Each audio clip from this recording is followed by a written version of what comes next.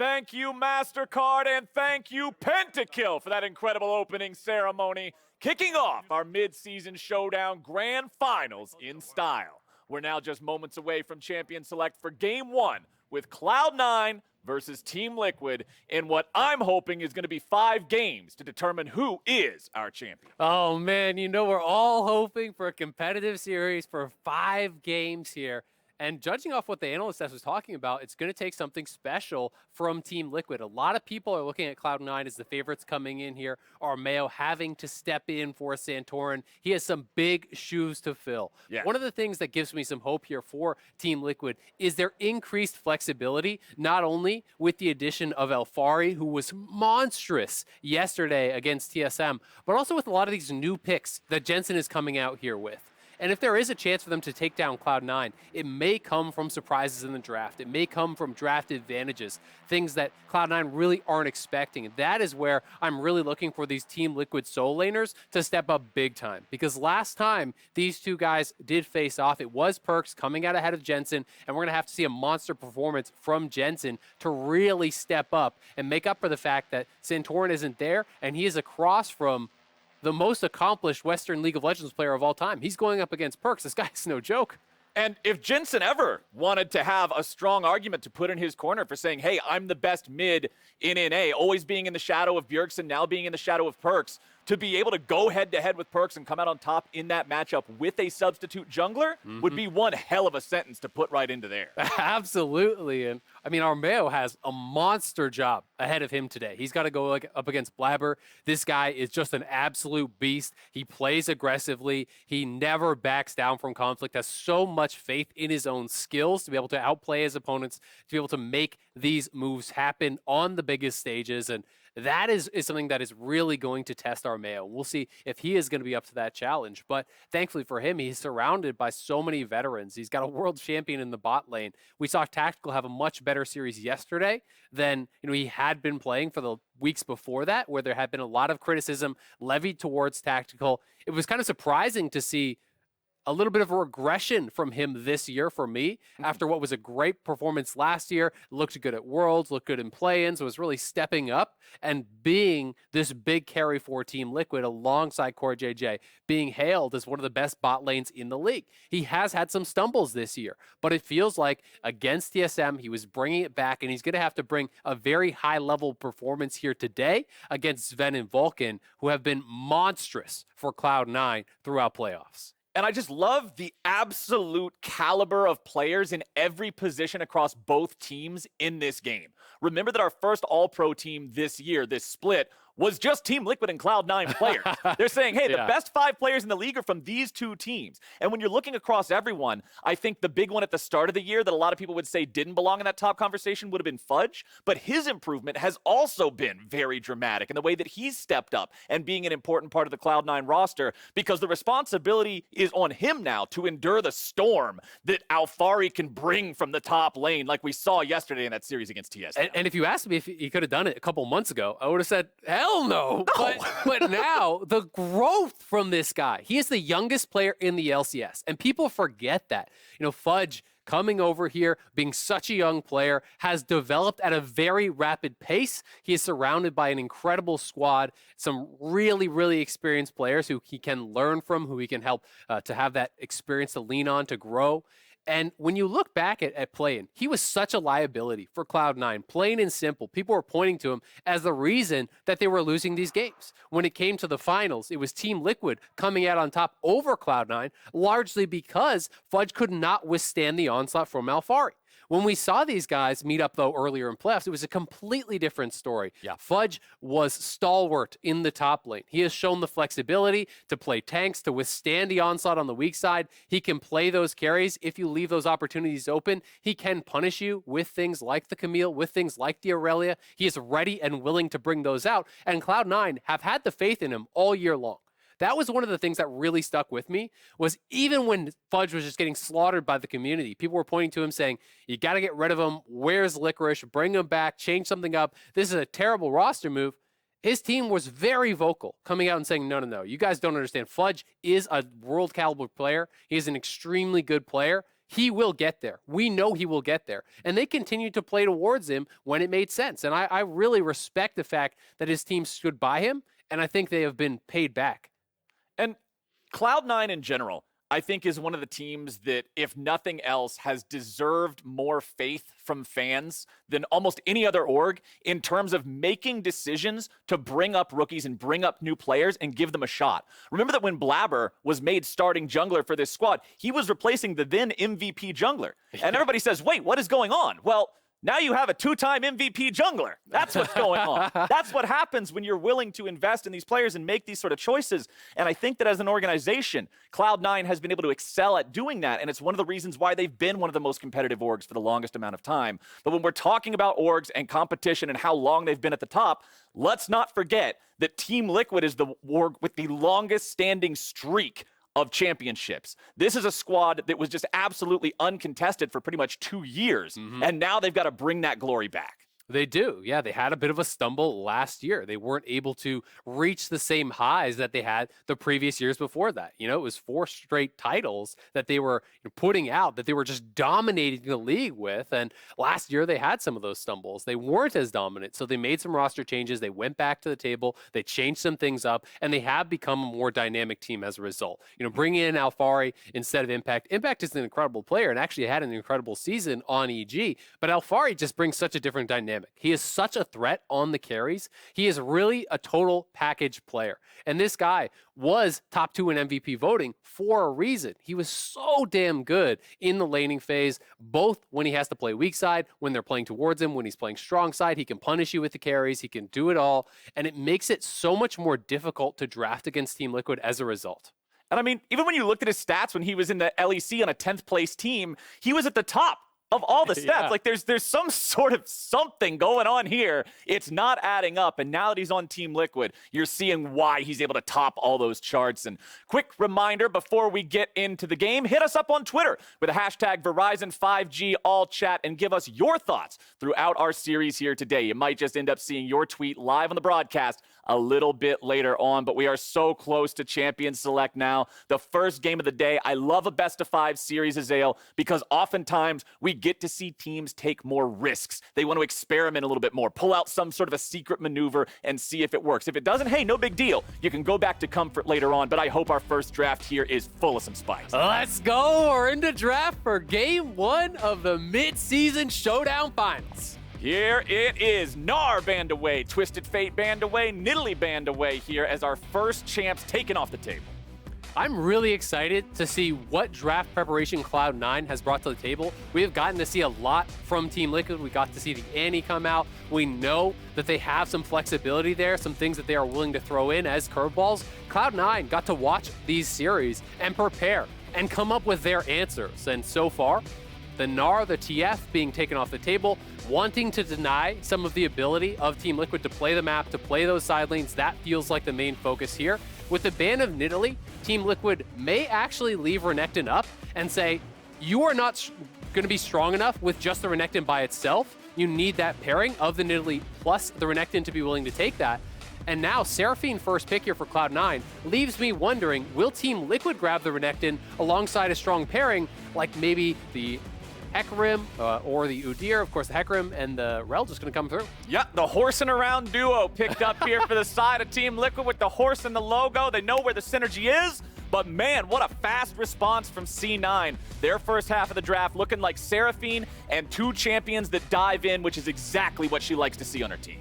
My immediate inclination is to think that this is a mid lane Seraphine. Of course, it could be bot for Sven. It could be support for Vulcan. This is actually a legit 3-way flex here, and Cloud9 does have the champion pools. They have the depth to be able to play it.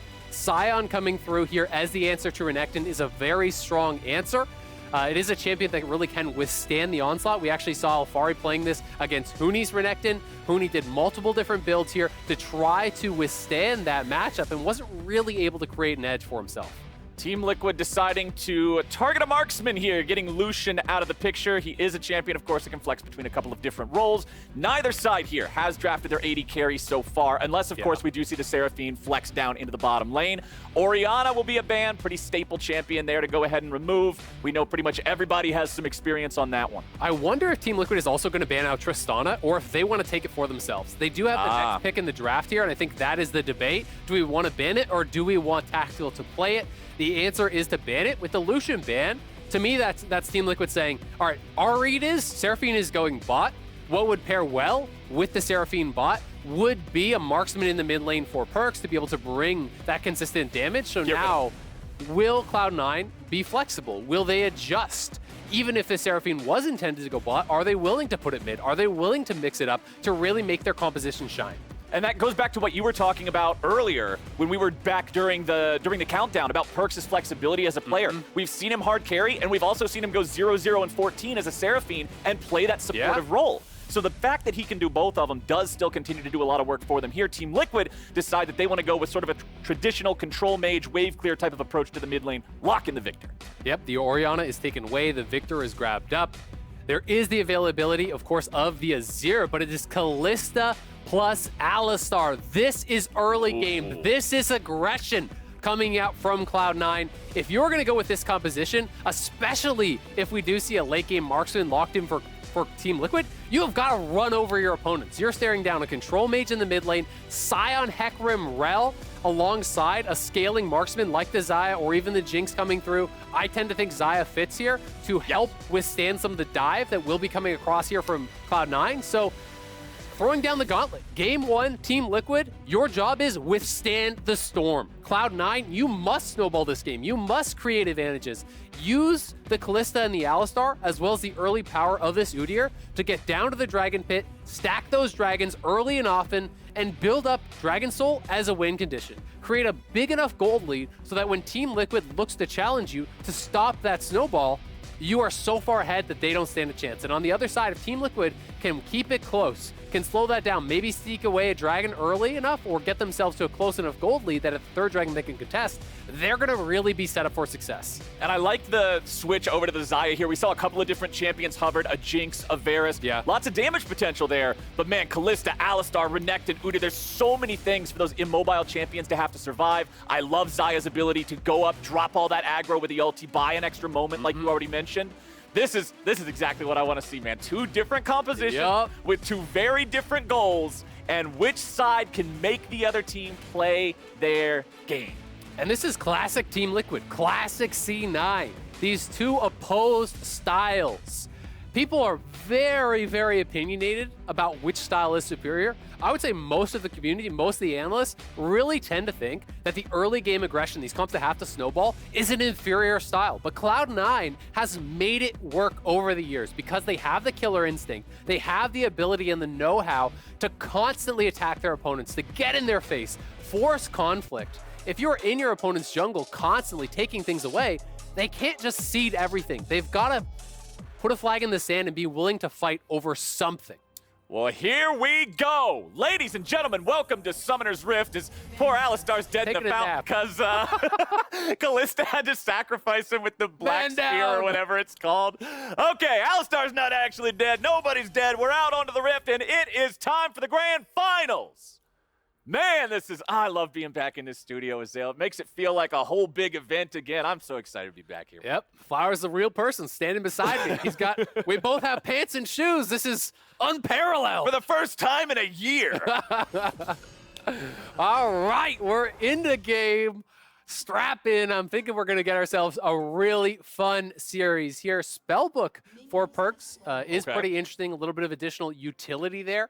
Worth noting that Vulcan is going towards Aftershock in lieu of the Phase Rush, which is very, very popular. This, again, is indexing towards the early game. Having that Aftershock allows you to go for these early trades, these combos in lane, where you would otherwise be punished much more heavily by the return fire coming through from the Xayah, from the Rel, both supports taking Ignite, so you can expect there to be a lot of action down there. Hail of Blades for the Kalista, another early game rune. They're indexing towards their strengths, and they are really going to be trying to run over their competition in these early levels. All right, both junglers starting on the top half of the map here, so we'll see if they end up contesting one another for that bottom side crab there in the river. Udyr, of course, very, very strong in those 1v1s nice and early on. And we'll see if the bot lane turns exciting here with this Kalista-Alistar combo that you're talking about, with how aggro they know they want to be, stacking up those Dragon Souls as the game moves forward and whatnot. But our mid lane's going to be a lot of wave clearing, at least for the early stages of the game. Victor plus Seraphine, both of them just have incredible capabilities for that. And we'll also have to keep an eye on this top lane matchup, man. Fudge versus Alphari. Fudge on the more aggressive choice means he has to be able to flex those skills that we were talking about him improving. You can't pick Renekton, sit in lane, and farm. It'll never happen successfully. So I want to see what Fudge can bring to the table here. Nice interrupt there on the slash. Alphari knocks him up into the air in time. And to be honest, if there is a time to get an advantage on the Renekton, it is so early. Because once Sion gets towards Bramble Vest and Tabbies, your fun in that lane is kind of over. He gets so damn tanky. And he has all of this AoE wave clear to really be able to deny your ability to punish through taking tower plates also. So you have to get ahead early. You have to create these windows. And even if it's not about the 1v1, it's about getting that pressure so Sion is locked under his tower and Udyr can then maybe invade. Or so he's locked under his turret and he's chipped down so he can't TP to answer a play elsewhere. Because Renekton wants to be dictating the pace of the game, wants to be having that pressure, being able to save his teleport to potentially make plays elsewhere. Okay, we've got level 4 junglers, each with 6 camps worth of farm, and they will find one another here at the bottom side Scuttle Crab. Armeo knows that he doesn't really want anything to do with that one. Blabber will win out in the 1v1. Armeo just makes his way into the mid lane instead. Devastating charge on a minion to clear a little bit of extra distance. This is looking like a double scuttle angle here for Blabber. Oh, yeah. You can see Armeo is actually trying to help Jensen push, and I think the reason is he wants Jensen to then be able to return the favor and come over and help him here. But Renekton has shoved top. Blabber's not going to start this. He's just going to wait. Face check me. And you will know you will lose that 1v1, but Jensen does have the move first. Renekton is coming down as well, so I think this should be Cloud9's, and Team Liquid is going to have to back it up. TL has to give that one away. Fudge with the Renekton control, with that priority that you're talking about early on. Pretty easy for him to acquire that, and that means 2 crab lead here for Blabber in the jungle on the Udyr. You love seeing players being able to take advantage of that early on. They will just get a glimpse of him there, and Blabber makes his way into the top lane, which forces out an early flash from Alphari. Very nice, and they have no vision in the river. Plus, the wave is actually pushing away from Alphari, and as a top laner, that is such an uncomfortable position. You want to reset this, but you're like, well, did he wait? Did he stay here the whole time? Is he going to punish me for this move? I do believe that River Ward, though, now should have spotted Blabber as he moved into the Raptors pit. Yes, good highlight there by the observers. So Alphari now needs to take this window to try to push in. Armeo's moving up there to try to help him do it, but Blabber is heading straight back up to top lane, and this could be really good for Cloud9. Remember, no flash on Alphari. Here comes Blabber. This will turn very violent very quickly. Armeo is stunned up, and Fudge is going in for the first blood in the 1v2. Blabber was not even required, and Cloud9 is about to get a buy one, get one free. 2 kills to kick it off in the grand final. Damn, Fudge, he doesn't even need the jungler. 1v2, let's go. Throwing down the gauntlet right off the bat here. Not waiting for the Udyr. He sees the angle, kills off Armeo, and grabbing himself a kill, grabbing the kill for Blabber, who also stole Raptors, who also double scuttled. Look at the 42 advantage. to 28. Exactly, like they're able to get this done while doing everything else. Fudge straight on in, lands the stun there onto Armeo, knocking him down very, very quickly. Blabber coming in, helping to clean up Alphari. They'd already forced the flash, returning to the scene of the crime. This is what I'm talking about when I say Cloud9 knows how to push the pace of the game. It's not taking the flash and saying, all right, that's pretty good. It's taking the flash and then ramming that advantage home, killing off the top laner, punishing Armeo for staying around on a jungler who wants to scale, who wants to get ahead. Blabber taking both scuttles, Blabber taking away the Raptors, having more camps to farm on his side of the map means this guy is going to be out to a very big lead, and Armeo is just going to be trying to keep his top laner alive. He does have an angle here potentially on Fudge, but that is a level 6 Croc, and that is a dangerous prospect to try. When you are just sitting on Lucidity Boots, you are pre-level 6 on the Heck Rim, you will get shredded. So he's got to be really, really careful and doesn't like his odds there. Yeah, he chooses to err on the side of caution here, goes back to farming instead, knows his top half camps are coming back alive. But here's what you wanted to see, Isaac. Control over the Drake Pit from Cloud9. Perks loses a little bit of HP here as Jensen unleashes the full combo on him, but that won't matter. The bot lane is there. They have the priority. They have the advantage, and Cloud9 gets their first Drake before 7 minutes. I mean, they're checking every box that you could ask for. 3 out of 3 scuttles. You've done some counter jungling. You forced a flash. You got 2 kills. You took the first dragon pre-7 minutes. This is what you want. If you're a coach watching this game, you go into the game with these sort of objectives. Well, Jat's on the other side. I know, Jat needs to step up. That's what I'm saying. Jat, where's the plan? Yeah, so, I mean, the plan is withstand the onslaught. Slow down Cloud9. Do not allow this to extend, but C9 says, no, let's keep it up. Let's look for a dive here. They're pushing in, and 4 members bot. They have the Seraphine ultimate. Can they find it? 4v2 dive. Here it goes, baby. Tactical with a flash away. Core JJ is left all on his lonesome, and the damage will just pour on in. Seraphine ulti will not find Tactical. Core JJ stays alive. C9 switches it over. Tactical's the first to die, and Core JJ will try to escape. At best, he can hope for an execution. Vulcan wants to shut that down right now. He has his flash ready to go if necessary. Won't even need it. Headbutts them into the turret. 4-0, Cloud9. Wow, what a start here for Cloud9. Getting mid-prio, moving it down towards bot, finding the angle. Not only did they get the 2 kills, look at the summoners. Spent 4 summoners on the side of TL. What did they use on Cloud9's side? Just the flash from Blabber. They barely spent anything to make these plays happen. This is some remarkable, fast-paced League of Legends. Cloud9 coming out the gates looking dominant. Cloud9, man, this squad showing why they are so fearsome, showing why they got to have that buy into this part, didn't have to go through the game yesterday in the lower bracket. This squad is scary indeed. Nearly 2,000 gold ahead, 8.5 minutes into the game. And we'll see those second blue buffs start to spawn here. They'll get handed off to the mid laners. Checking back into the top side. Renekton down some farm here early on. More minions alive for him, so it'll just about even out. But Alfari's doing okay surviving up here after that initial 2-for-0 that happened. I mean, Sion's on his power spike. He's got the Bramble Vest. This is full build at this point, so it's going to be hard to keep that damage going. He becomes very, very tanky. The wave is freezing against him, and so that is kind of that awkward spot because he hasn't actually seen Udyr for a while, so he's going to be bleeding farm right now. And you can see Fudge is posturing forward, trying to zone him off experience as well. Blabber will be spotted. And seeing that Udyr up on the top side just kind of confirms some of those worries. You can tell he wants to help push out mid potentially. He wants to be there for that top side scuttle. Blabber has been right place, right time this whole game long. Team Liquid looking like they want to get aggressive for the first time. They've cleared out some vision in that bottom side river, and we're threatening a roam towards mid, but not seeing the angle. As Perks is aware, bot lane missing, I'm going to play towards top side. Super easy decision to make, right? Go towards where everybody is. Blabber loves playing around these top couple of lanes here so far in this game, making the plays happen, going after the Rift Herald. Let's see if there's any sort of a response to this from Team Liquid. Blabber still commands a very impressive lead in the jungle, 83-65 CS. He is level 8 against the level 7 of Armeo, and he's Udyr in a 1v1 situation. There are not a lot of champions that feel comfortable approaching him like that, and Hecarim with just an Ionian boot and a Bomby Cinder is not among those few. It is definitely not. And he has mid lane prio, he has top lane prio, he is safe to do this, and they are going to continue to show up to objectives on spawn and try to snowball the game.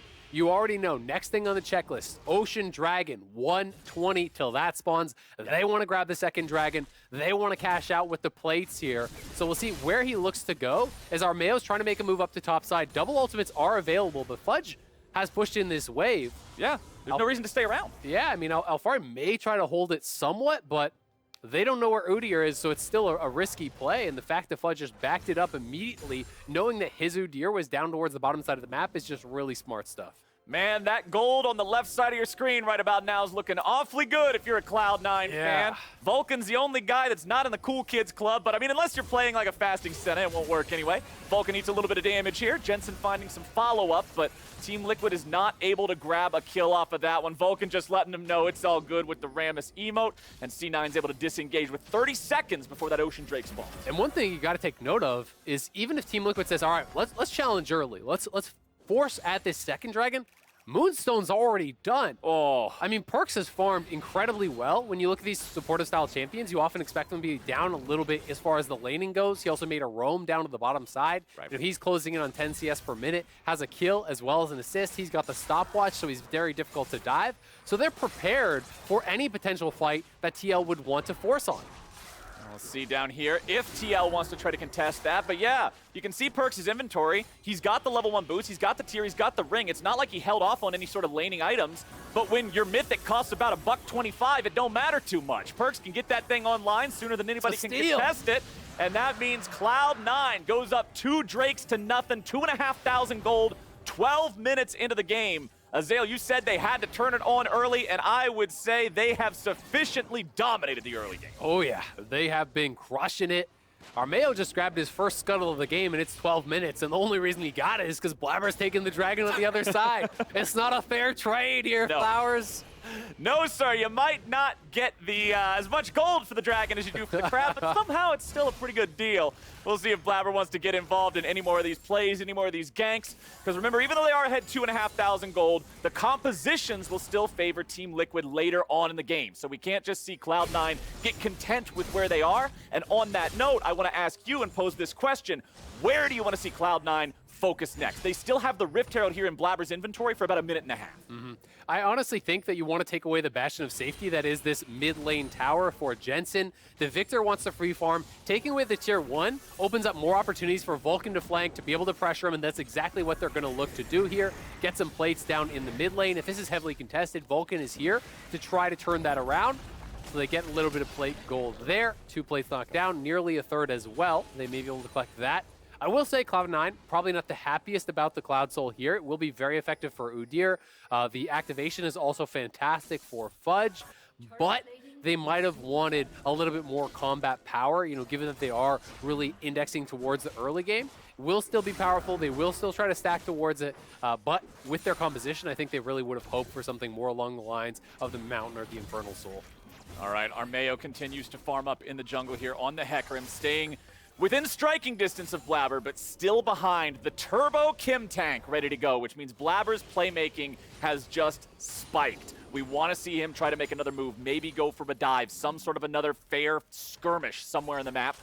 But Team Liquid will push out the bottom lane. Tactical doing a good job staying very close to Sven. Yeah. About 1 wave's worth of CS next to this Kalista Alistar. Yeah, that's what I really wanted to point out is when you're looking for positives here for Team Liquid, Jensen farming very well. Alfari no longer being bullied in the top lane whatsoever. He is holding his own. He's got his mythic completed. And the bot lane has farmed even. Yes, they got dove and they died, but they have been keeping up. They are not really falling behind here. So while Cloud9 is doing a fantastic job pushing the game forward, keeping the pace fast, and looking to snowball through these neutral objectives, if the gold can stay stagnant, Team Liquid will at least be in with a chance. Right.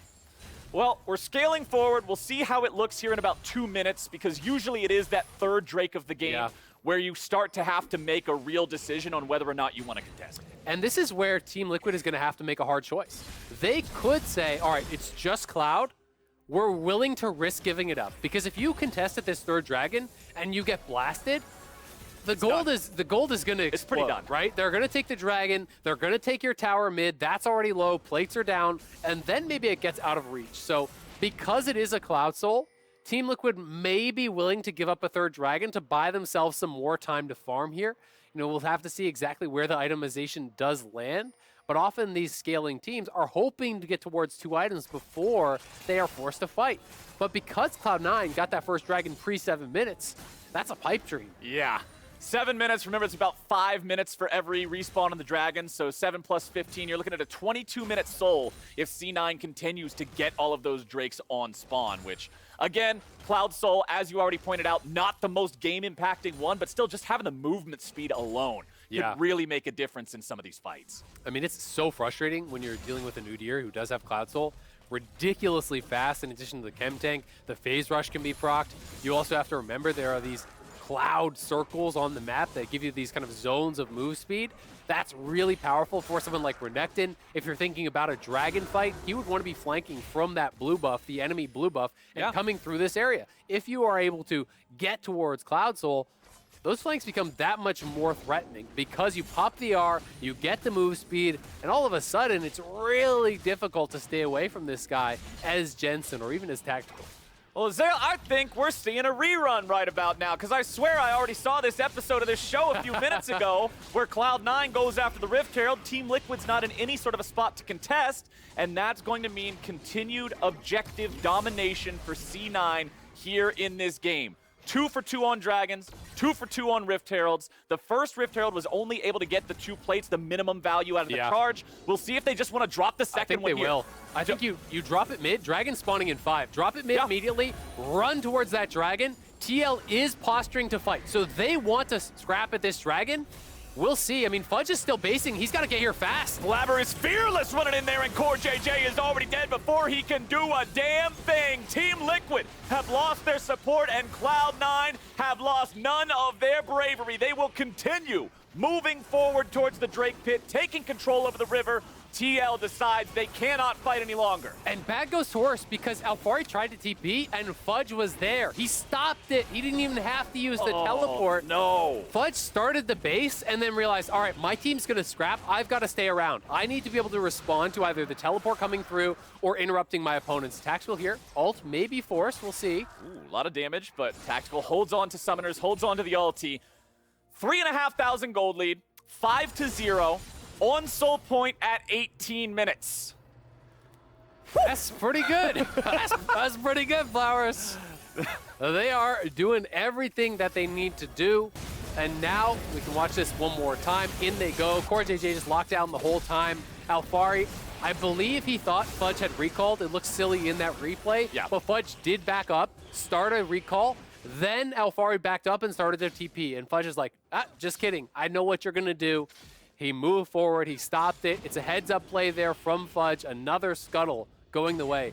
I mean, this is literally one scuttle has gone to TL in 18 and a half minutes, right? That is jungle domination. Look at the farm. He's well over 40 ahead. He's gotten both dragons, 3 dragons, excuse me, both heralds. They took the mid lane tower and potentially setting up here, but because it is Core JJ, I don't think you go.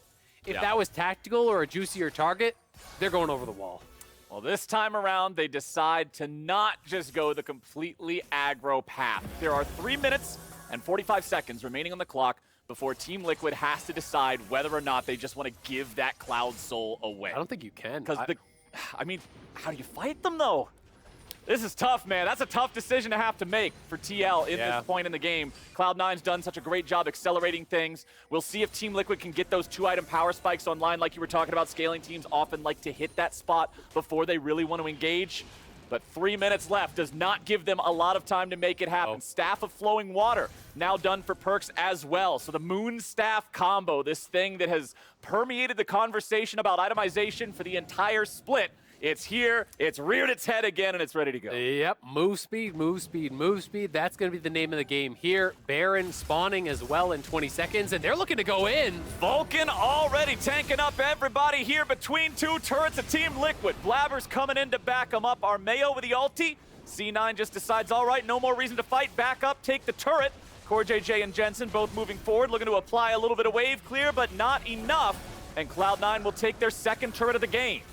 I mean, Vulcan, it looks a little bit silly, but he trade flash, and now they're going in here on Armeo, who has no ulti. Blabber went for the flash play, but now he's going to be taking too much damage. Tactical grabbing a kill there, and here comes the Scion train. They'll find even more damage with Vulcan tanking up now in the front line. The shutdown goes over to Tactical here, and that was a big moment for Team Liquid. They're going to go to Baron. Blabber is dead. Team Liquid may have just turned this game on its head. C9, one fight goes bad.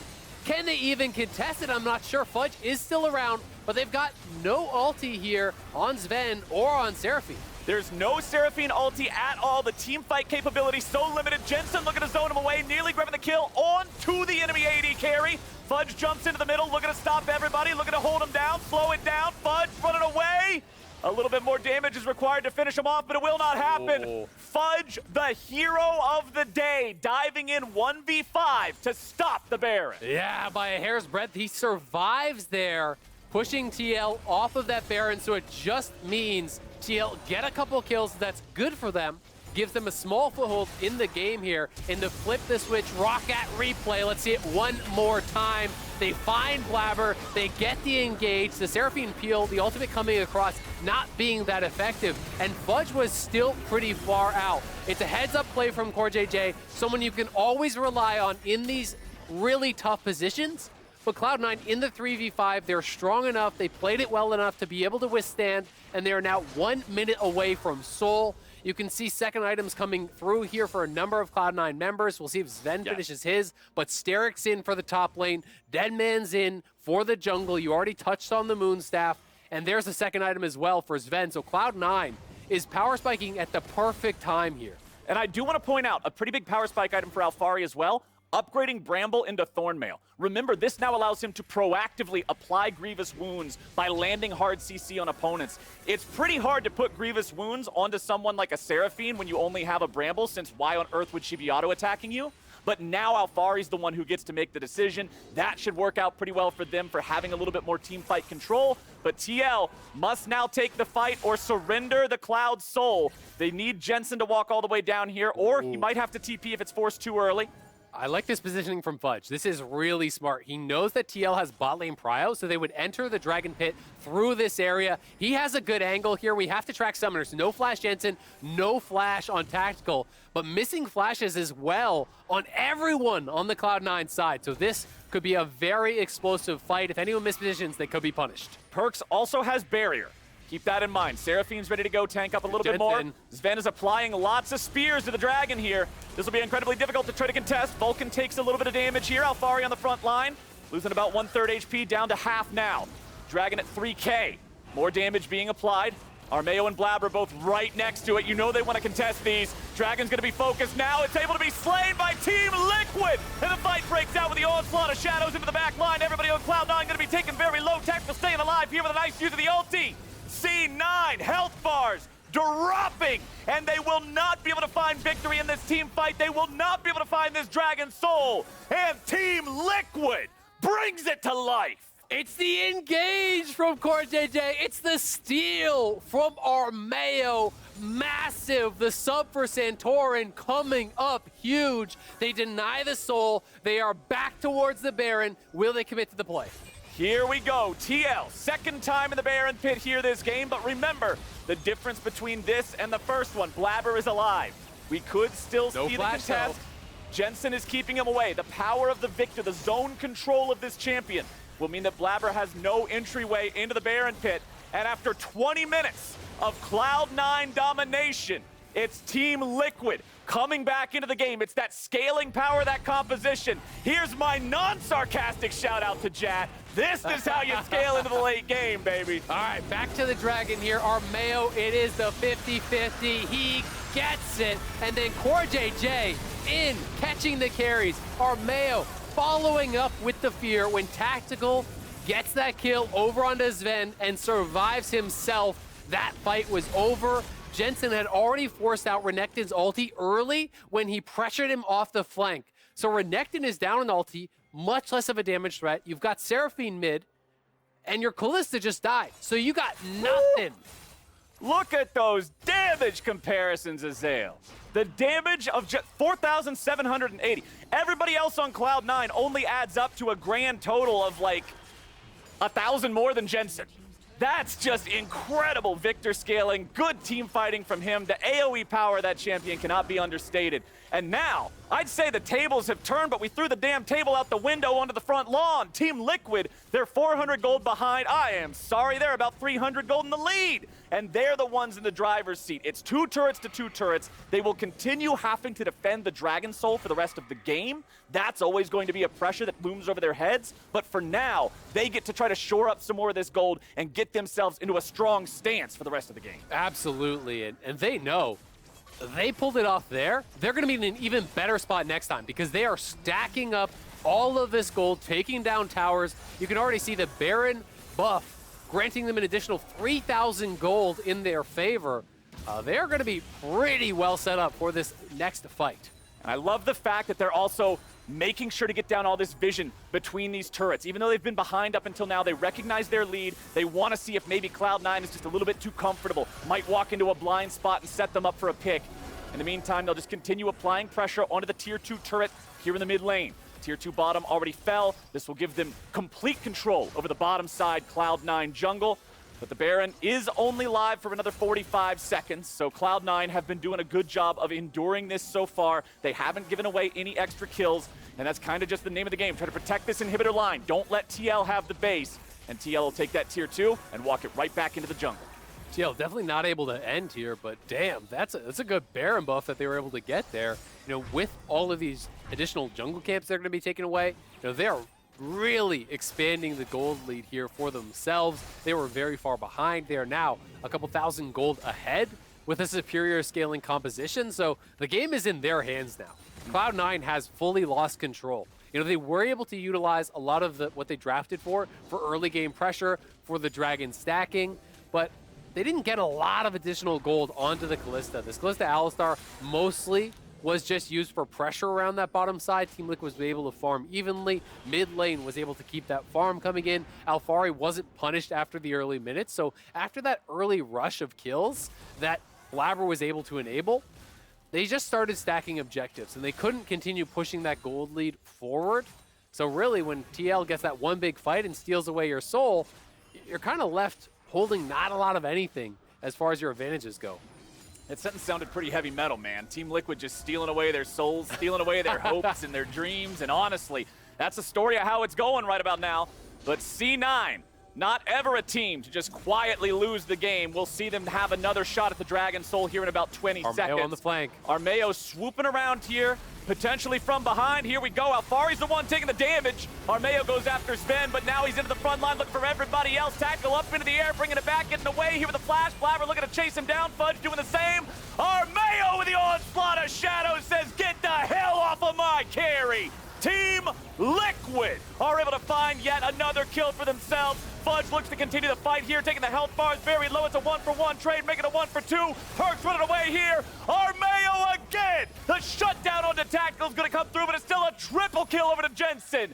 Team Liquid get themselves a 4-for-2 fight.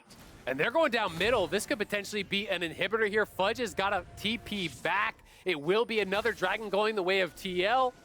And damn, they are team fighting so well, protecting their carries, keeping Fudge off of them.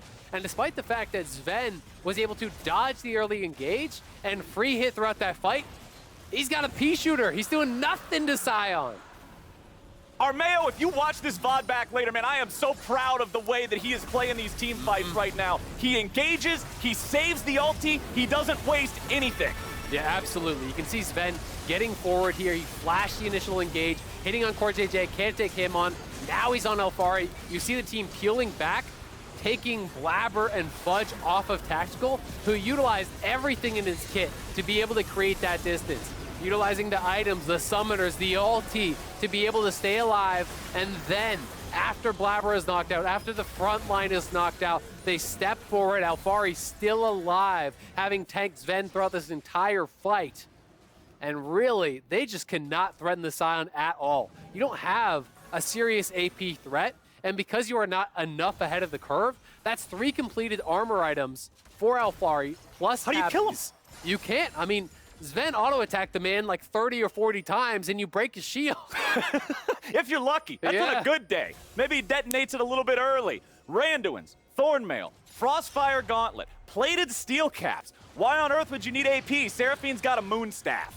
Now, let's see how they're ready to stop this here again. Team Liquid, the gold lead is still very close. Remember that. Yep. It's 2,000 gold separating the squads. The biggest difference we're seeing in these team fights now is the fact that Team Liquid has drafted for scaling. They've drafted for team fighting. We're 30 minutes into the game now. They're fully online. Next, Drake's not alive for 3.5 minutes, but Baron is on the board, and it's up to Cloud9 that'll have to check into the darkness that is Team Liquid's map control here so far. Scryer's Trinket is going to find that one, so they will at least know that Team Liquid is up to something. They'll stop them there. They're back on it. Fudge grabs a little bit of damage onto Armeo. So C9 knows the enemy jungler is not actually in the pit.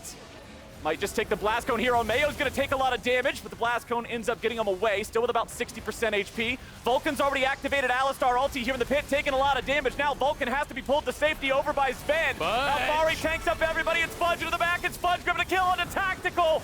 Oh, so many shutdowns coming out, and Cloud9 will destroy this fight. Team Liquid, only their front line remains. Alphari is mortal after all, and that was a huge 4-0 for C9. That is absolutely massive, and they're going towards mid lane here, looking like they want to try to go potentially towards an inhibitor and then peel back for the Baron maybe. I don't think that the spawn timers are long enough to go for an end, but they may prove me wrong. They are posturing so aggressively. The fact that they didn't even stop for the Baron for even a second says they maybe think they can end this. 10 seconds on Tactical and Core JJ, 15 on Jensen, 20 on Alphari. It's Armeo versus the world, and Armeo's trying to cut the wave. Tactical in He 4. goes right back in, looking for some of the minions here. Core JJ has also respawned and rejoined the effort. Armeo's still tanking up everybody. He's drawn all the minions away. Armeo will die, but the Nexus stays alive. Yeah, they're going to be able to stay alive. But because they kill the jungler, you go back to Baron anyway. Yeah. You start to threaten this. And Cloud9 had a perfect team fight there, layering the CC, Fudge coming from behind, Vulcan engaging, overlapping with the Seraphine ult, everything hitting at the same time. And Team Liquid did not have the established battle lines there that they had in the previous team fight wins. But they are still coming. They're still looking to scrap here and stop this Baron. Fudge, though, on the flank, Vulcan posturing for a turn, and Seraphine has ultimate. Vulcan just dies immediately, and Core JJ goes in. Sven's gonna be double killed. Jensen's able to find the damage. C9 just falls over. They got erased. I mean, Vulcan, I think, had his ultimate there. Looked like he just didn't get it off. Sven goes down immediately. The wheels fall off for Cloud9. TL finds the engage, finds the fight here, and they surely will claim the Baron here now. And there's still about 50 seconds until the Dragon spawn, so it's not like they're giving away a Cloud Soul to take this. So TL, total control over the Baron pit.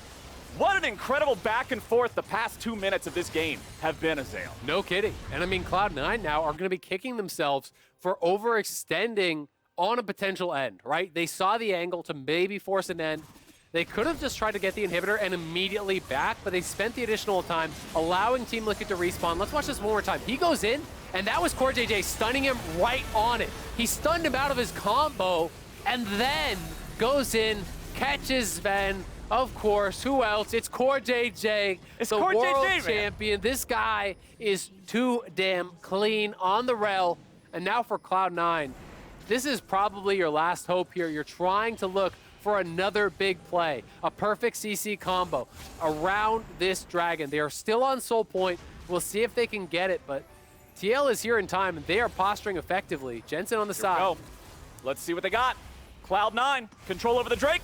Team Liquid coming in. Drake's gonna be taken down and stolen away by Armeo. You gotta be kidding me. Vulcan's the target here as Team Liquid's able to focus him down through the ulti. Onslaught of shadows into the middle of everyone. Armeo about to die, but the stasis keeps him alive. Tactical finishes off Blabber, and Fudge just has too much focus on him to do anything in that back line. Alphari stays alive. How on earth are you gonna kill him? Rin looked like it did about 45 damage. That's a raid boss survivor song when they might have got him to phase 2, but he ain't dead yet. No, baby, the enraged timer has completed, and Team Liquid is marching down mid lane. There is 30 seconds on Blabber and Fudge. Vulcan will be back alive here in 10.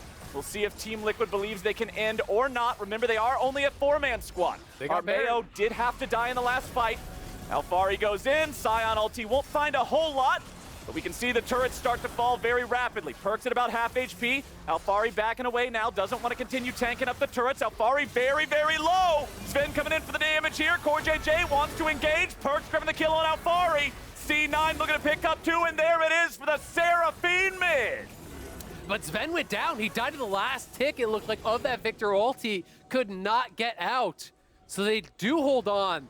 This is a game that is getting so tight down to the wire here. Team Liquid thought they would be able to end, but Cloud9 holding on. But it has been 3 straight dragons for Team Liquid off the back of 2 incredible steals from Armeo. Let's watch this one more time. That's about 1,000 spears in the back of Alphari. Yeah. It looks like he's about to die, but the shield comes back up. They go in, but look at the burst from Victor onto Sven, pushing him back. And then he just gets clipped by the edge there. He was trying to lifesteal. Maybe could have just straight up ran away from the fight and avoided that last tick and then survived. But Perks comboing well with Vulcan, holding onto the base. They're still in with a chance, but it's getting more and more favored towards the side of Team Liquid as they scale more and more into this game, you got to look towards your playmaking. You got to look for Vulcan or Fudge to be able to find a really good angle to get you an early kill on the Victor or the Xayah. I mean, at this point, it almost feels like it has to be the Victor because Jensen's running the show. He has 100% kill participation and a single death. And full build. Yeah, he's got a Medjai's Soul Stealer because he's just writing everybody's name down in the death note. He's ready to go. Jensen is ready to carry this game. And honestly, I want to point everybody's attention over towards the inhibitor timers in the bottom left part of your screen right there. Team Liquid just had their mid lane inhibitor respawn. The Cloud9 inhibitor mid is down for another 3 minutes, but the Drake spawns in just a little bit over 2. So that means there will be extra pressure on this map that should result in very easy Drake control for the side of TL. And one of the things, some people out there might be saying, why do I keep talking about the importance of the Soul? Cloud Soul isn't going to change this game. One of the biggest things is that when you get Soul, you spawn Elder Dragon. Elder Dragon can swing the game.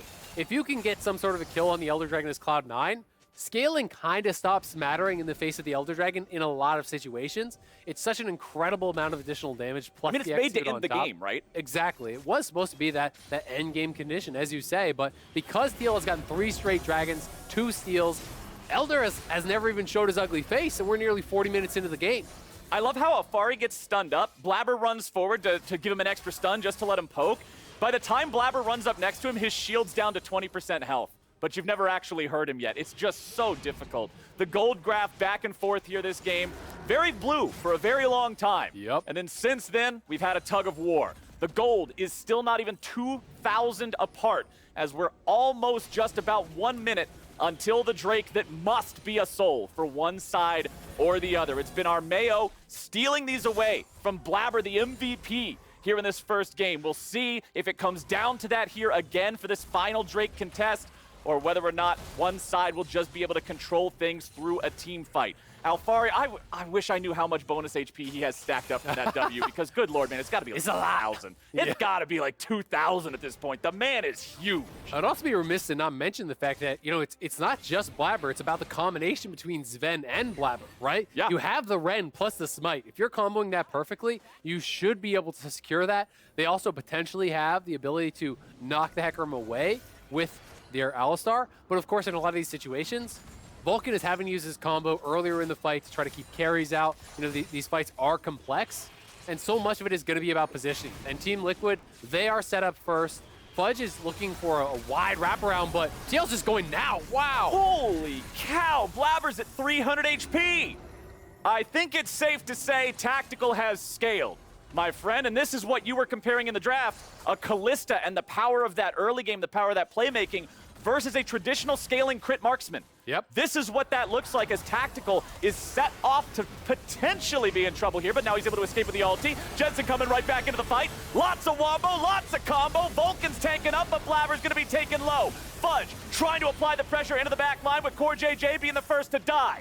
Cloud9 go 1 for 0 here in this exchange, and now they're marching up towards the Baron pit. They're saying, all right, you want the Drake, you can have it, but we're going for Baron. But that's Soul, so that's pretty big deal there. It's not just that Baron for a Dragon trade, it is for the Soul, but they didn't feel that they would be able to enter the fight through the Victor, and that is the key difference here. So they are going for more power right now. They're saying, we've got to end this game. It's getting away from us. They're outscaling us. What is going to give us the boost we need immediately? And their call is, it's the Baron buff. And that was a really well-played fight there from Cloud9. Fudge deserves so much credit. He really created the space that denied Team Liquid from following up on what was a beautiful engage from Core JJ. They see Jensen is down on the Dragon. Now look at Core JJ here on the engage. He catches everybody. But Fudge is coming in, flashing forward onto the carry, pushing them back, saying, no, you cannot follow up on that damage. You cannot burst down my carries, because if you try to get forward, I will kill you off. Mm-hmm. Very, very good job from him, recognizing what his role in the fight had to be, being able to disengage as well before he has to sacrifice his own life to provide that disruption. So now we got 2 minutes and 11 seconds on the Red Bull Baron buff. This is the amount of time that Cloud9 sacrificed the Soul for. If these next 2 minutes do not bring Cloud9 a very vigorous amount of resources, then that trade wasn't worth. Yeah, and it will buy them some time towards this Elder where maybe they can try to make something happen. You've got to say, Cloud9 has held on very well. You know, they have gotten themselves to this difficult position. It felt like they were massively ahead early. Then Team Liquid had really taken over. The ultimate cooldowns, by the way, are going to be like nothing on the side of Team Liquid. It's like minus 40% now or something crazy. It gets ridiculous. So some of these champions are just going to have such easy access. You know, Victor could use ult almost to poke people out at this point in the game and just probably have it come back up before the fights happen. So you really got to be careful about tracking those cooldowns effectively. You pretty much just have to expect TL will always have them available. Fudge pushing in bot lane, so the C-Mine 4-man squad has got to be careful they don't get hard engage on. Okay, Alfari's going in. Blabber's the target. They won't be able to lock him down enough. Udyr is very, very quick. Victor ult. But hey, it's going to be back up very soon. I don't have the exact number in front of me, but we can watch the little cooldown icon there on the side. Victor's ultimate is now 1/4 off cooldown. Yeah. it's looking like a 30-40 second cooldown, all gold. And they do get the mid lane inhibitor, so good job. Blabber blocks the Sion ulti. Fudge takes down the tier 2 bot, so they're getting something done here. The question is, was it worth the trade? To be fair, maybe they didn't even have an option of going towards the soul, and that could be the call they made. They have prepped waves in all 3 lanes. That is a good job from them, and now they're moving up towards this top lane, seeing if they can get more. I mean, if you could take a 3rd inhibitor, or a 2nd inhibitor, excuse me, that would be a dream for them to really put some pressure on. Not Blabber, excuse me. Fudge just changed his mythic item from a Stride Breaker to a Prowler's Claw. Fudge just said, okay, Stride Breaker doesn't matter. I don't need to be more of a bruiser. The way that we win these fights is his pressure onto carries. Yeah, I mean, look at Jensen.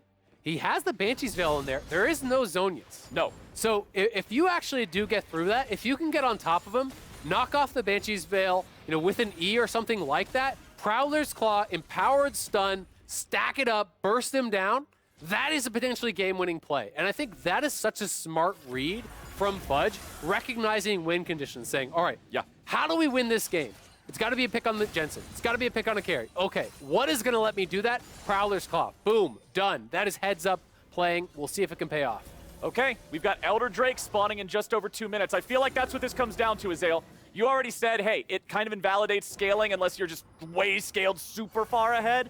But for a game where pretty much everyone's full build now, for a game that is this close, I feel like we're going to get a 45-minute game that comes down to an Elder Drake team fight, man. I'm all right with that. I mean, if you're TL, you're saying, all right, well, we got our Mayo. Who you got? He's been landing these smites.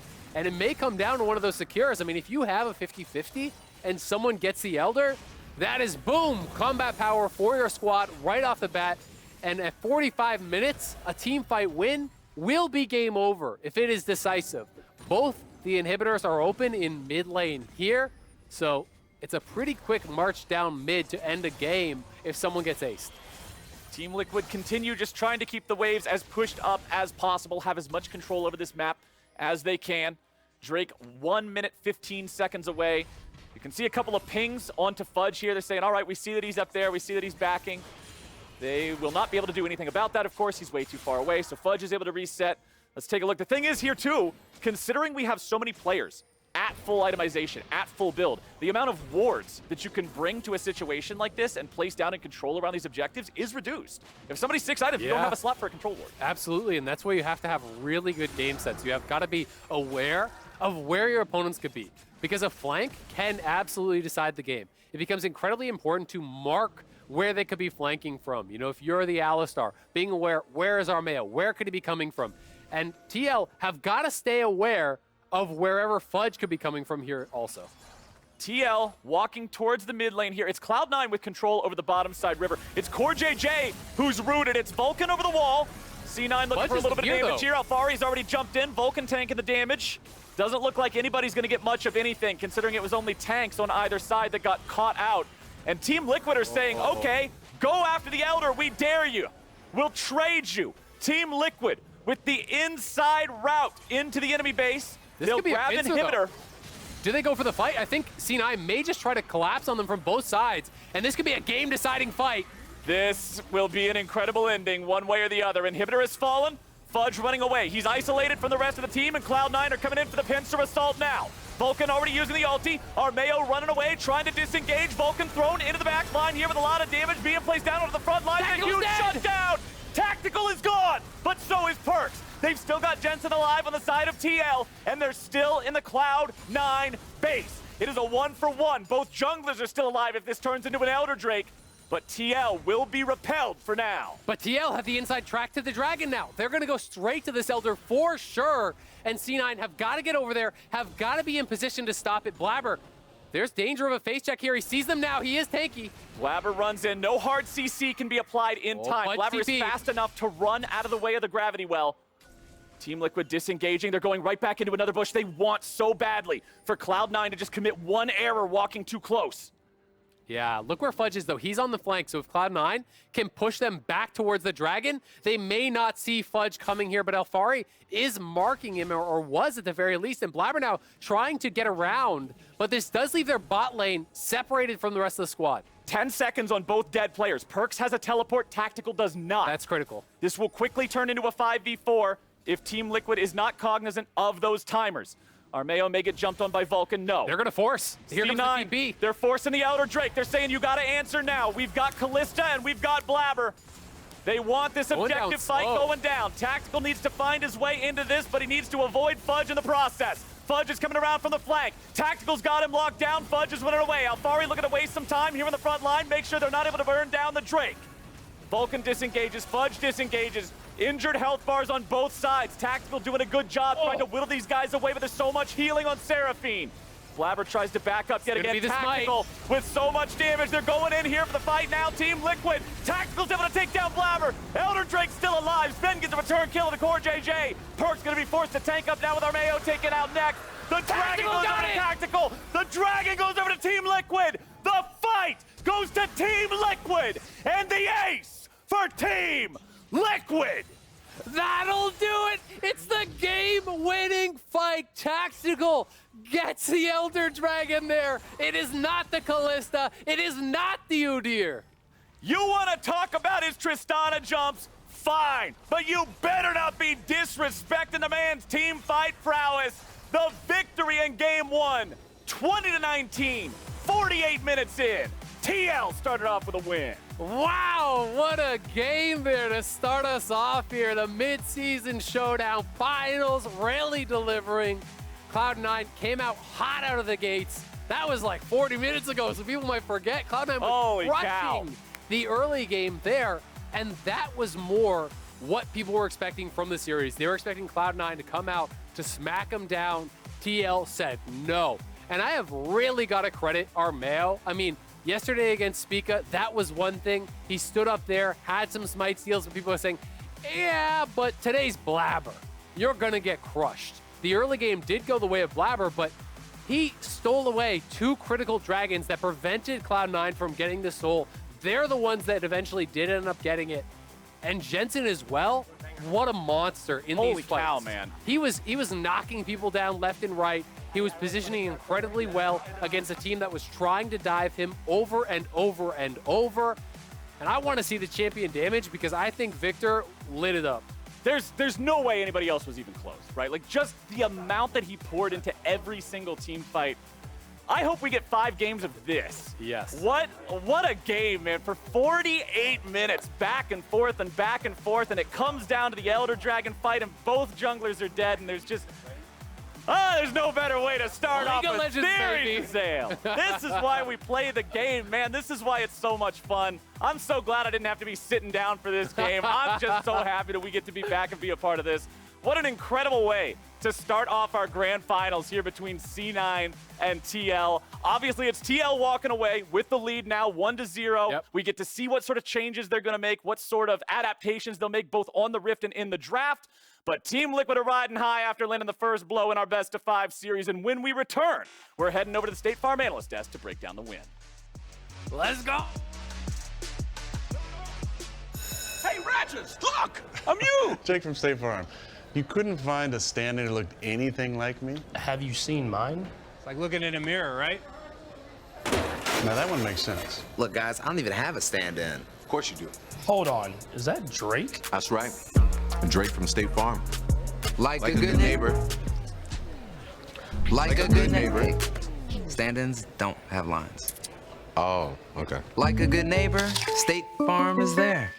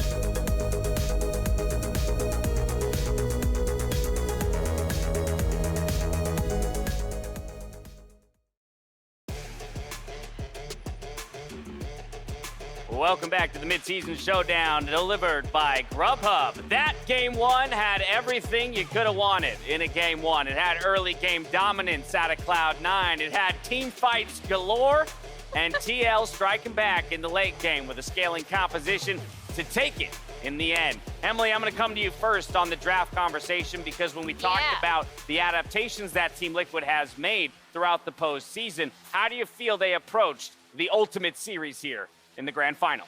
Well, I think they approached it very similarly to how they approached the TSM series, which, if you remember, I was kind of saying they wouldn't be able to do against C9 because they did draft scaling composition. I have been pretty adamant about this in the past. I don't like the Hecarim pick with lanes that automatically get pushed in, just because it doesn't provide him a lot of cover to farm. It doesn't give him a lot of coverage to affect lanes early if he wants to. So that is something I was honestly looking at this TL draft, and I was like, all right, you're not going to get away with this against C9. And yeah, they did. And they did. I mean, like, this is one of those things where C9's draft is so catered to the early game. Now, when I looked at the first phase for them, the Seraphine, Udyr, and Renekton, I'm like, okay, let's scale this on up. Jinx has been an amazing pick. We've seen that as first pick across the globe. This time it went completely out. I was like, okay, what about Aphelios, right? Anything. I would have loved to make the Seraphine the supportive item Seraphine have to really bolster their late game, but then you have a Kalista bot side. So if they ever fell behind, it will be incredibly difficult for the side of Cloud9 to come back in. Yeah, that's why I didn't love their whole comp, is because like I'm down with the early game pick, and I'm down even with picking a little bit of scaling in the mid lane if they want to match, control mages. But the Seraphine needs someone to be buffing up, and the Kalista's just never really going to fulfill that role. And when you have, what was it, 5 support items on your mid laner, the Scion's like, I don't care, and just stacks armor to the point where the Kalista's useless, even with you buffing her up. And so while Seraphine could still hit big ultimates and still contribute, it didn't have the same punch that you see sometimes the late game Seraphines bring. Yeah, I think it was Azael who said 40 spears, and all we've done is get through the Scion shield. That was very unlucky. Woo, that is not a position I want to be in as a marksman. But Raz, before we get to those big 5v5 team fights, we do have to talk about one of the core elements of Cloud9's gameplay, and that's the aggression that they come to the table with early and often. Yes, for me, I said this coming into the series, the best teams in the world will punish you when it comes to stacking waves. In this case, this was really difficult for both Armeo and the top laner here, where Alphari had a huge stacking wave. He needed to get this crashed in. This was stemming back from when they were fighting for top lane Scuttle Crab, and so he went there for cryo, and they got punished. And in this case, towards the bottom lane, stacking wave towards bot lane turret, you need someone to help him, or you need to back away from the wave entirely. They get dove here. And I think Blabber's control over this early game can't be understated. I believe Cass pointed out at about 12 minutes was the first crab that Armeo was able to get. I thought they did a really, Blabber did a great job of facilitating this early game and setting C9 up for exactly what they did want this draft to do. Yeah, and my thing on this one is that your early game your first clear planning has to be straightforward. Like what Emily said with the draft, if you're not going to get prio off these lanes, then you just have to recognize that Udyr is going to be taking bot crab, go straight top crab. You have to be trading. Otherwise, you're going to be in a bad position. And if you're in a bad position, we've seen many games where the opposite team, mostly the Udyrs, will get double crab. You have to live with it. Find a way around it. In this case, I think he realized that the Udyr had already taken bot crab, tried to fight late for top crab, and was matched. I gotta say, they ended up with a 4K gold lead around 20 minutes before they had their big throw, which I'm sure we'll see. But that is a gold lead that's big enough for me to be like, okay, I'm down with you going early game oriented. If you got a 1K gold lead, a 2K gold lead with that comp that C9 had, I'd be like, you're not doing enough. But I think they did enough with this comp to theoretically should have won this game. I think it was their own bad decision-making that ended up costing them. Yeah, there's not quite enough time to rewatch every single team fight in that game, because we'd basically be rewatching the entire game, Raz. Yeah. So we've cherry-picked a few for us to take a look at. This first one comes around 34 minutes into the game. It is ultimately Team Liquid that comes out on top. The tough one with this is just, as we had already mentioned, the armor stacking from the team, the tanks going forward. Scion is just going to eat Kalista auto attacks. And so with this dragon, the fact that Soul wasn't able to be picked up from Cloud9's side and Team Liquid are in a great position to fight, that is something I'm concerned about. In a straight 5v5, Team Liquid will win. And I think Armeo deserves a lot of credit for making sure that that soul never went over to Cloud9. No, it wouldn't have been a huge power spike necessarily, but as you heard Azale talking about, it gives the Elder earlier in the game, which is another thing that maybe you can stack Callista Spears in and just brute force 5v5. So there were a number of these situations where Armeo was able to secure the objective and keep it off C9. And in this fight right here, I actually thought Team Liquid could have won this one, but Team Tactical took the longest journey around to get right back into the fight when he could take in the short route. I know he would have been facing the Renekton, but forced the Renekton to come into you. Zaya, your team will also defend you. I think in this case, it was when they were in a position where it was a 4v5, C9 had a chance. Yeah, but Emily, I think a lot of these fights here in Game 1 were somewhat indicative and called back to the series that we saw yesterday, where TL found themselves in a hole, but because of the tools they had drafted themselves and the agency that they provided for themselves, when you scale into the late game, they are able to take control of those 5v5 team fights and ultimately bring it back. And you have two major damage dealers here, right? So even in a few fights when we did see Tactical go down fairly early on, well, guess what? You still have a Victor, and Victor does a ton of damage, and that's why he is such a strong pick. We've seen like Victors around the world. Specifically, again, I know I keep going back to LPL, but Victor in LPL has been incredibly popular.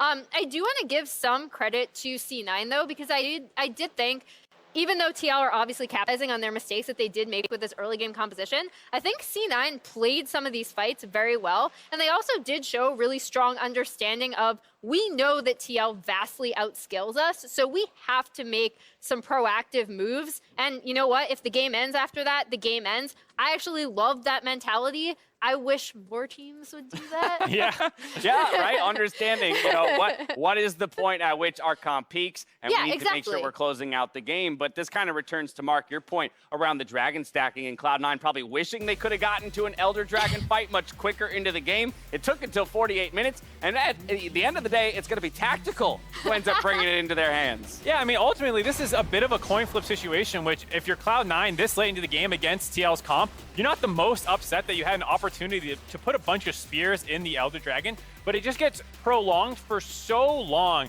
that it doesn't give Sven an opportunity. They need a little bit more damage on the actual dragon for Sven to be able to rend it, and it gets really messy, it breaks down, and he's basically the only one on it. People are dying all around him, and eventually leads to Tactical being able to go into the pit and get it himself because the rend had to be actually used on a member of TL. I was gonna say, of the 280 carries in this fight, you would have assumed the Callista would be the one securing the global objective, but in fact, as you mentioned, having to use the rend earlier in the fight leaves the window for Tactical to be able to take the Elder Dragon and the fight. As we watch the rest of this play out, Raz, I do want to start looking ahead towards game number 2, because it was Cloud9 who came into the day as favorites. They, of course, had side selection in that first game. They're going to get it again here because they took the loss. They're going back to blue side, but I'm going to imagine things have to change. So where are you thinking we're going to see those changes? 4-5s. I think a lot of the times people expect the change in priority. I think the Seraphine was a damn good pick. I think their first 3 picks are great. When you go into 4-5 though, as I said earlier, Aphelios, Jinx, I think Jinx should have a much higher priority in these situations. I think you can also go the other direction. Like, if you're going to get a 4K gold lead, you should be able to close that out. I look at that top lane instance where Blabber flashed in and killed himself after Vulcan had already kind of flubbed a dive. That's a situation where I look at, like, well, if you don't do that, you can still win this game. And so the Seraphine pick I don't like in this comp, so I still would want to see some changes, but I don't hate the idea of going early game again with a couple more tweaks to the draft. It always comes down to how stubborn you're feeling after game 1. Yeah. Because if you really loved your game plan, and as you said, like the fact that you have so much control with the early game gold lead, you're like, we can run that back. We have confidence we can do it. I can see that. My biggest issue is that if you're looking at this game state back and forth constantly, Team Liquid's looking like great team fighters, then I give them the respect to have at least one you can make one error. Team Liquid can get one good team fight. You just don't want to close yourself out of the game entirely off of a comp like that. Especially if you're TL, because like I said, we thought, or so I thought incorrectly, that going into this, they would make a few adjustments and move away from this kind of scaling jungle, scaling composition. They didn't, and they still ended up winning this game. So they have like very little incentive to move away from what worked for them against TSM, and now in this first game against C9. My eyes are on Perks for this. I mean, I know the man can play pretty much That's anything, true. but we talked He about can. the Silas pick warping the last series that they played. To see him on Seraphine in game 1, all right, you tried it. Let's move on. Let's put the guy on a carry champion, and let's see if he can bring it home. We are excited that our newest LCS partner, Rocket, was able to join us for the midseason showdown. Be sure to check out their line of gaming peripherals if you're looking to upgrade your setup. But as we step away, we'll see if Cloud9 can come alive and tie up our series in game 2 right after the break.